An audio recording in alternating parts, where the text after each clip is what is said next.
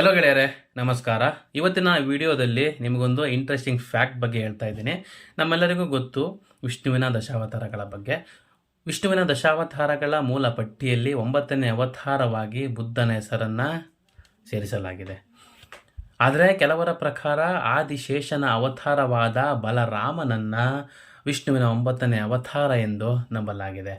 ಈಗ ಬಲರಾಮನು ಆದಿಶೇಷನ ಅವತಾರ ಅಂತ ನಮ್ಮೆಲ್ಲರಿಗೂ ಗೊತ್ತು. ಇದನ್ನು ಮಹಾಭಾರತದಲ್ಲಿ ಉಲ್ಲೇಖಿಸಲಾಗಿದೆ. ಈಗ ತ್ರೇತಾಯುಗಕ್ಕೆ ಹೋಗೋಣ. ತ್ರೇತಾಯುಗದಲ್ಲಿ ರಾಮನ ತಮ್ಮನಾಗಿ ಜನಿಸಿದ ಲಕ್ಷ್ಮಣನು ಕೂಡ ಇದೇ ಆದಿಶೇಷನ ಅವತಾರ ಎಂದು ನಂಬಲಾಗಿದೆ.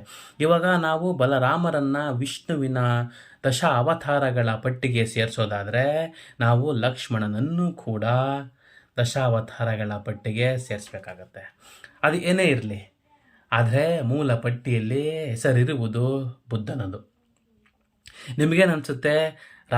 ರಾಮ ಲಕ್ಷ್ಮಣ, ಕೃಷ್ಣ ಬಲರಾಮ, ಲಕ್ಷ್ಮಣ ಮತ್ತು ಬಲರಾಮರನ್ನು ವಿಷ್ಣುವಿನ ರೂಪ ಎಂದು ನೀವು ನಂಬ್ತೀರಾ, ಅಥವಾ ಅವರು ವಿಷ್ಣುವಿನ ರೂಪವಲ್ಲ, ವಿಷ್ಣುವಿನ ಆಸನವಾದ ಆದಿಶೇಷನ ರೂಪ ಅಂತ ನಂಬ್ತೀರಾ?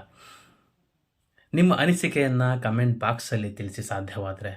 ಧನ್ಯವಾದಗಳು ನಿಮ್ಮೆಲ್ಲರಿಗೂ. ಜೈ ಹಿಂದ್, ಜೈ ಕರ್ನಾಟಕ ಮಾತೆ.